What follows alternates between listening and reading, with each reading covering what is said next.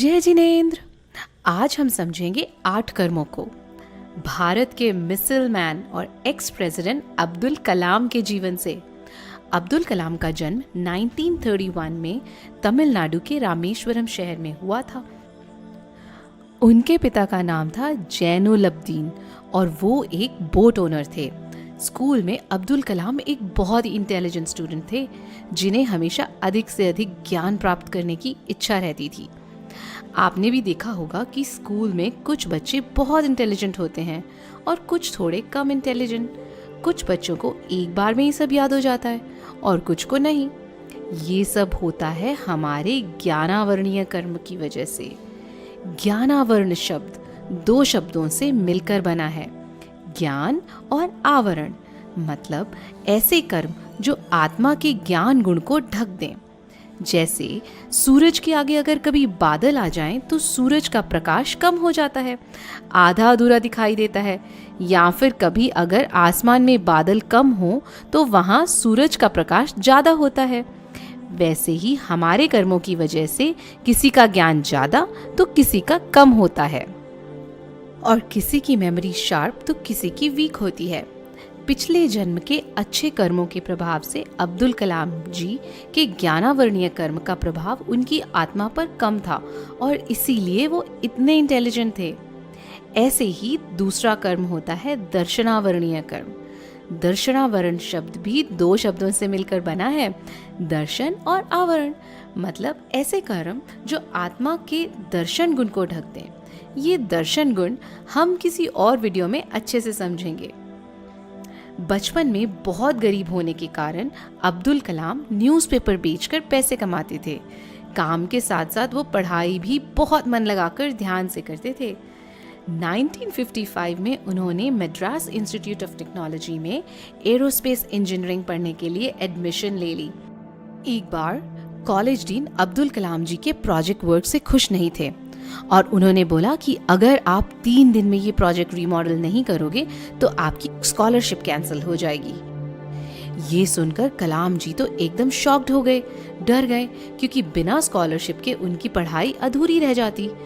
उन्हें ये जो अनफेवरेबल सर्कमस्टांसेस आए हैं ना, जहाँ उनकी स्कॉलरशिप को ही खतरा हो गया था, तो ये हुआ तीसरा कर्म, वेदनीय कर्म। वेदनीय कर्मों की वजह से हमें फेवरेबल या अनफेवरेबल सर्कमस्टांसेस को फेस करना पड़ता है और इससे ही आत्मा को सुख या दुख मिलता है। अब्दुल कलाम जी ने 3 दिन की डेडलाइन पूरी करके डीन को दिखाया तो उन्होंने कलाम को गले लगा लिया और कहा कि उन्होंने जानबूझ के कलाम को ऐसे स्ट्रेस में डाला था। उन्हें तो बिल्कुल उम्मीद नहीं थी कि कलाम इतने अच्छे से अपने प्रोजेक्ट को पूरा करेंगे। इंजीनियरिंग पूरी करने के बाद कलाम जी ने DRDO defence research development organisation में काम किया और फिर इंडियन स्पेस रिसर्च ऑर्गेनाइजेशन में वो प्रोजेक्ट डायरेक्टर बने और उन्होंने भारत के सबसे पहले सैटेलाइट लॉन्च व्हीकल SLV-3 पर काम करना शुरू किया। उसके दौरान उनके 3 बहुत ही क्लोज फैमिली मेंबर्स की डेथ हो गई। उनके ब्रदर इन लॉ जलालुद्दीन, फिर उनके फादर और फिर उसके कुछ ही दिनों के बाद उनकी मदर की। सबकी बहुत ही कम समय के अंदर डेथ हो गई और उन्हें छोड़कर वो इस दुनिया से चले गए। इस इंसिडेंट से अब्दुल कलाम को ऐसा लगने लगा जैसे उनकी लाइफ ही ख़त्म हो गई है और अभी जीवन का कोई मतलब नहीं है। ऐसा होता है चौथे, 4th मोहनीय कर्म की वजह से। जन्म के बाद जीवन में हर चीज़ पिछले कर्मों के अनुसार ही मिलती है, चाहे वो रिश्तेदार हो, घर हो, पैसा हो, इंटेलिजेंस, बुद्धि हो या अपना स्वभाव, अपना नेचर हो। इंसान उन सब चीज़ों के साथ ऐसे जीने लगता है जैसे ये हमेशा ही हमारे लिए हैं और हमेशा ही हमारे साथ रहेंगे। इसी अटैचमेंट को तो कहते हैं मोह और ये होता है मोहनीय कर्म की वजह से। हमारे अंदर अनेक प्रकार के इमोशंस जैसे क्रोध, मान, माया आदि भी मोहनीय कर्म की वजह से ही होते हैं। 5th 5वां कर्म है आयु कर्म। जैसे कैदी को 10 साल की पनिशमेंट मिलने पर जेल में उतने साल बंद करके रखने के बाद ही छोड़ते हैं, वैसे ही हमारा जीवन भी आयु कर्म की वजह से एक निश्चित समय तक बंधा रहता है। कलाम के ब्रदर इन लॉ को उनकी एज तक आयु कर्म ने इस मनुष्य भव में बांधे रखा और जैसे ही वो पूरा हुआ उनकी आत्मा दूसरे भव में चली गई। अब्दुल कलाम पहले एक फाइटर पायलट बनना चाहते थे। उससे सिलेक्शन के इंटरव्यू में पर्सनालिटी और लुक्स के बेसिस पर 25 शॉर्टलिस्टेड कैंडिडेट्स में तो आ गए, पर फाइनल 8 में नहीं पहुंच सके as he was 9th in the list. तो हमें जो ये हमारा शरीर मिलता है वो मिलता है 6th नाम कर्म से। जैसे कोई लंबा तो कोई छोटा, कोई मोटा तो कोई पतला, कोई सुंदर तो कोई बदसूरत। हम सब में जो अलग अलग तरह के फीचर्स होते हैं वो होते हैं नाम कर्म की वजह से। 7th कर्म है गोत्र कर्म।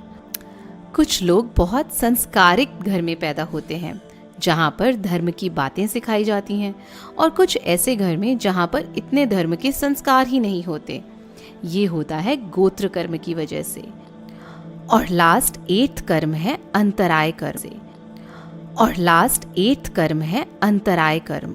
जब हम कोई काम करना चाहते हैं और उसमें कोई विघ्न आ जाए, कोई रुकावट आ जाए और काम अधूरा रह जाए, तो वो होता है अंतराय कर्म के कारण।